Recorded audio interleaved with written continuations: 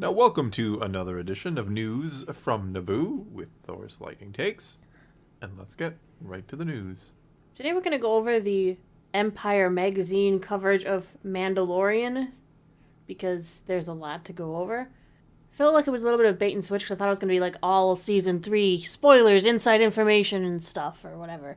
There's definitely some insider information, some interesting things to make you think. But nothing juicy. That juicy, anyway. Nothing crazy juicy. Alright, we'll start out with their article. They had a Real Steel, where they talked about how Season 3 will push them further than ever before. Well, it'll push them somewhat, I guess. Where no show has gone before. The article starts off with Pedro Pascal praising the volume. From an actor perspective, it is amazing. When used properly, we, the audience, don't notice it. I said when used properly, we don't notice even it. Then. It helps them act when they can see their surroundings. That I totally get. Carl Weathers, who plays Greef Karga, mentioned how in Season 1, when he was doing the boat, riding down the lava flow, heading towards IG-11's ultimate self-sacrifice, that it was amazing. It felt so real that when the director cut the scene and the screen stopped moving, because the screen was what was showing their forward progress, they weren't moving.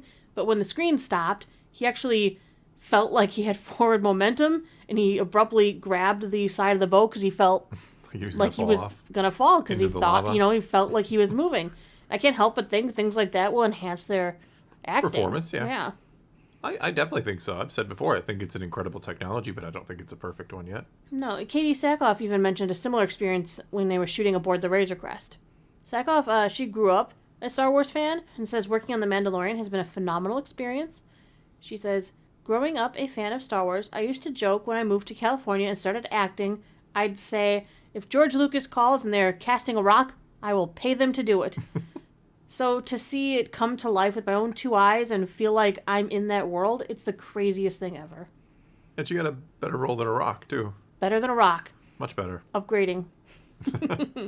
Pedro commented how, we've seen them all comment over and over again, how difficult it is to play a character who is encased in armor. Encased. I like that way of putting it, yeah. To play someone, like him specifically, who you can't even see a face to convey emotions. He says, to find the notes to play with that with a word, with a tilt of the head, it's shockingly challenging. When the armorer, Emily Swallow, first saw her armor, she found it breathtaking and beautiful, but then also stretched, like Pascal, the totally limited vision. Her biggest struggle, she found, was holding her tools. She said, the armorer who can't hold her tools. She said, having these gloves that Favreau called my oven mitts because they were huge and very clumsy, and knowing that I was supposed to be a skilled artisan, this skilled warrior, but feeling very awkward. It's such a study in contrast. I had to summon every ounce of confidence that I could pretend to have to trust that it looked the way I wanted it to, and hoped it didn't look as awkward as it felt. Well, it doesn't look awkward, especially her little kick-ass fight scene in Season 1 there, where she takes out the stormtroopers. But she's wearing these oven mitts, so she can't feel the tools properly. And then with that limited vision, she can't even see what she's doing half the time. Armor who can't feel the weight of the tools in her hands or see. Can you imagine how scary Mandalorians would be without a helmet on? They'd be able to kick some serious butt. We have to assume that there's an actual, good Well, they have a heads-up display that's supposed to show them what's really going on. They're not actually seeing out of the little slits in the helmets. Mm-hmm. Same with stormtroopers, for example. Well, for Season 3, she had more time to practice, but the picking up tools and dropping them was a problem in the past season. So she asked, could I maybe have some gloves that fit a little better? And they did. Season 3, armorer, brand new gloves. Nice. I never even noticed her gloves, so it's one of those things maybe they put magnets in them to hold the tools. Jeez. But yeah, she complained that her gloves were just awkward and she's getting new ones. I always love how the costumes that they wear are just completely impractical and would never, ever be used in real life. Amy Sandaris, who played our favorite Tatooine space hangar operator, Pelimoto, said she finds the jargon-heavy scripts tricky. What? She says, memorizing the lines is the hard part for me because I don't understand what I'm saying. Dave and John will explain it to me, but that doesn't really help because I just don't get it. She says that is how she bonded with Pascal on set. We would make each other laugh because we would finally get through this monologue and then just crack up because we can't even believe we had to say it. She sounds like everybody on A New Hope who wants to complain about the the dialogue, being like, what am I even saying? Well, she does use a lot of mechanical jargon and stuff, talking about what this is broken and that. She's talking about like specific things on a ship. The hydrospanner. And you're like, what the hell's a hydrospanner? She's like, I don't even know what I sent someone to ask for. They come back with a sandwich. She'd be like, yeah, that's it. Yeah, that's what you call sandwiches in Star Wars, a hydrospanner? I thought it'd be a drink. Her character has definitely had some interesting jargon within the show and interesting things that her character has done along the way. She says, Favreau will always throw something at me, like, I have to speak frog. And I'm like, what does a frog sound like? And he's like, I don't know. And he'll walk away, and I'm like, oh my god. That happens to me every season, like the Jawas. I have to start speaking to them. But that's not all she's done with the Jawas. That's what makes it fun. And she does like to keep things fun. With Jawas. Oh, in the Book of Boba Fett, she decided to add in her own bit of comic relief. Was that her idea with the Jawas? No. Oh. The Book of Boba Fett, no. What she I don't remember where the Jawa reference happens. I think it wasn't. I think it's Book of Boba Fett, isn't it? But the scene where she has to spit out her tooth in the Book of Boba Fett. Okay. Well, here's what she has to say about that scene. She said, I asked everybody on set if they had a Tic Tac, and somebody had some mints. I just did it to make the director laugh. I didn't think they'd keep it. So she improvised that. She did it for the laughs, and the director's like, yeah. So the Jawa stuff was in the script. Excellent. The Jawa stuff was probably in the script. Her tooth getting knocked out was not. All right. Another fun thing, to pass time on set, Emily Swallow did something fun. She said, I came up with a lot of different spin-offs. I have a whole slate of reality programming for the Mandalorians, including The Bachelorian, which is, of course, a Mandalorian dating show. Do they not take off their helmets? Like, it's what's part of the fun. Number 2, describe to me what's under the helmet. And Pimp My Ship, which is like Pimp My Ride, that's hosted by Pelimoto. Then we have Intergalactic Singing Idol, cross between American Idol and The Masked Singer, because it's Mandalorians. Nice. Yeah, I like that she's been pitching her own ideas. Disney Plus some of them to don't life. Do it. Katie Sackhoff said she was blindsided by how epic the scripts for Season 3 are. She talks about how bo-katan is faced with an emotional conflict concerning familial legacy, political responsibility, and redemption. Ooh. Carl Weathers loves the depth this season's going to bring to his character, the gray areas he represents. He says, you're never quite sure if he's being honest or manipulative, or if he's ultimately just a great leader. The magistrate has really upped his game. Navarro has grown under the guidance in the auspices of Greef Karga. It's flourishing, but there are still nefarious entities at work. And so there's going to be a lot of shenanigans going on. Mm. Well, that was the first article. 2 to go. Boy. 2 to go. All right, 1 down, 2 to go. This might be a long video.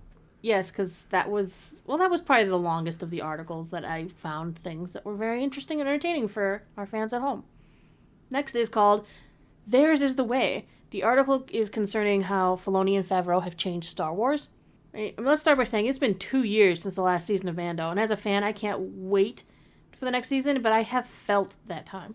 But with that being said, I still feel bringing back Grogu quickly like this felt a little rushed, which isn't at all how Jon Favreau feels. He thinks that coming back to him in Book of Boba Fett is supposed to show the passage of time, and that it's the right time to bring them back together. Because Disney said so. I mean, let's be honest, I do love seeing our clan of 2 together, but it doesn't feel as impactful to me when their time apart feels so brief from an audience standpoint, especially if that audience didn't see Book of Boba Fett. Yeah, is he trying to say since it's been 2 years, like real world time, we're supposed to feel that it was longer in universe? Maybe, but he doesn't give us any in-universe times to work with, so it's hard to say. They asked Dave Filoni about the decision to bring Luke Skywalker in at the close of Season 2. Mm-hmm. I think you'll like the answers. I hope. Because it's Luke? He said, I was telling John that as much as I wanted to have Ahsoka in the show, that she can't take the kid on. That's just not what I have planned. Then John was like, who's it going to be? Who's going to come and get him? Plo Koon. And we started logicking it out. If there's one person that'd be great to train Grogu, it's Luke. It's a big decision for many reasons. Forgetting the technical aspect of it, which is how do you execute that and bring it to life? It's the iconic character who's the center of this whole thing from when we were kids. And if you want to bring that character in, you make sure that there's a good purpose behind it. And it's not just, look, here's Luke. And he's on an island and he hates himself. But in this time period, he is the Jedi. He's the one person carrying on the legacy of what it means to be a Jedi compared to the prequel Jedi. He's also seeking students, building a new Jedi Order. So Luke finding Grogu made the most sense. I told John what's exciting is if we get Luke, we probably get R2. And John lit up because he loves R2. Nice. Yes. I think Grogu watched the sequels. That's why he bailed so quickly. Like, I know this whole thing's getting burned to the ground. I am out. I'm out of here. I saw it in a vision. A bad vision. A bad vision. I saw that this place was going to be burned down, and I don't want to be any part of it. No, but I agree. If you're going to bring in Luke, you better have do a it reason? right. Better have a purpose for making a show. Purpose and get it Not right. like they did with Kenobi. Yeah. I know. I'm throwing shade, and I shouldn't. You are, yes. Well, the last article was called Baby Steps, and it's all about Grogu. Shocking. Mm-hmm. This was about like his creation, bringing him to life, so I kind of will just go over the things I found very interesting. When they were creating the character, the designers were told, don't make him too cute, because he'll be cute through his action. We needed to find that balance of cute ugliness, not spot-on puppy cute, just a bit off. He'd become endearing through his character. That's true. I think he's cute, not. too. He's not crazy cute, though. He's pretty cute. He's a little wrinkly, and, he's not 100% cute. He's got little claws. Okay, I guess. Yeah, I'm just saying. They're right, though. He is a balance of cute, ugly. You look at him and you're like, the first time you saw him, you're like, he's a little ugly, but he's also kind of cutish. And then his actions and stuff, and the fact that you're endeared to him now is what makes him cuter. His actions do make him cuter. If he acted like a little gremlin, he'd probably be scary. Sorry, I could see it in my head. Apparently it took him 4 months to make the puppet, and only got done with it about a week before it was going to shoot. They had a lot of trouble with making the puppet. It was difficult, and they just didn't know at the time, was this going to, all this effort they put into it, is it still going to just be CG, or are they going to use this puppet? But they used the puppet. Yeah, I think they primarily used the puppet. Primarily. I rarely can tell if it's actually CGI Grogu. There are many versions of the puppet, too, because they had just really more recently made the freestanding one that didn't need to be connected to a tether. Apparently during the Luke scene, that Grogu puppet had a tether connected to it that, like, usually the person who was holding Grogu held. Instead, because they were passing him to a new person, somebody was actually scooting along on the floor, holding Grogu's tether, passing it along. Who gets that job? So what do you do for a living? I tether children. It was the child, not children. Yes. But the puppet was, of course, a closely guarded secret, and boy, was it ever surprising. I mean, I still don't know how information on this didn't leak out. I'll never know how that didn't leak out. Mm-hmm. I mean, the actors themselves were even spellbound by him. Pascal said, it's fascinating to see people meet Grogu for the first time and be so completely disarmed in the way that audiences are. Rather than the magic disappearing because you're with a puppet, you're reduced to being a little kid. The creators remember that first Christmas, how there was no official product. Official, quote unquote. Official product, and yet Grogu was on everything that could be screen printed fast. Rick Fawajima, one of the directors and now one of the showrunners, even joked that he almost bought something on Amazon, but then he didn't because it wasn't official. Oh, come on now. So, I know. I looked so hard that first Christmas, too. I was all over. I'm like, where's Grogu's stuff? Because he's cute. Couldn't find it. No, because they actually didn't produce it ahead of time. I mean, Grogu is very important to the Mandalorian. Mando, at the end of season 2, he took his helmet off for him. Yeah. That was probably, Grogu's the reason he became an apostate. Kind of, yeah. Yeah, I know. Earlier in this mission, he took it off for a job, but that's different. That was, I'm doing this for a job, for a purpose. When he did it for Grogu, is because he wanted him to see his face. He wanted to see Grogu without the mask. It was a really touching moment. No, I agree. That was a great moment, which is why I was kind of surprised they got back together so quickly. Do you think Mando holds a grudge at all?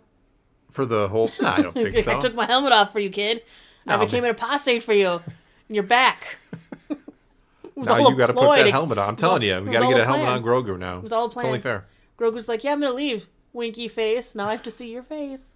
But no, that was a good moment. Just maybe a shame that we got them back together so soon. But we'll see. We'll see how season 3 goes. We'll see. A lot to look forward to. Indeed. But not a lot of tidbits for season 3 in your article reading there. No, not a lot of tidbits, but a lot of fun facts. Yeah, I think so. Which I enjoy those almost as much as I would have enjoyed Tidbits. Yeah, I don't want too much ruined. I'm ready to go in this thing near. I mean, I feel like we're going into it pretty blind, honestly. Somehow, I don't know how this is, Mando is like the best kept secret. Yeah, it's the only thing that they've... I mean, after like the Rise of Skywalker, when the whole like script leaked pretty much early. Kenobi, everything was out in the open. Kenobi, a lot of Kenobi was out there. But good point. Andor had no leakage. No. Because nobody remembered the show Nobody existed. cared going in. Mando has been nobody. sneaky, and I'm really happy for it. That's because Filoni's in charge. Filoni doesn't let things slip. No. He is very, very secretive. Anytime any of the interviewers in this even article asked anything about Season 3 and Grogu, they're like, no, I can't say a word. Yeah. No. I want to keep my job. Filoni would have my family killed. Not really, but maybe. Anyway, on that note, I think we'll say that's all we got for this time. So do take to the comments below and tell us what you think of any and all of today's news or about these articles from Empire Magazine. And let's talk some Star Wars. And until next time, thanks for watching.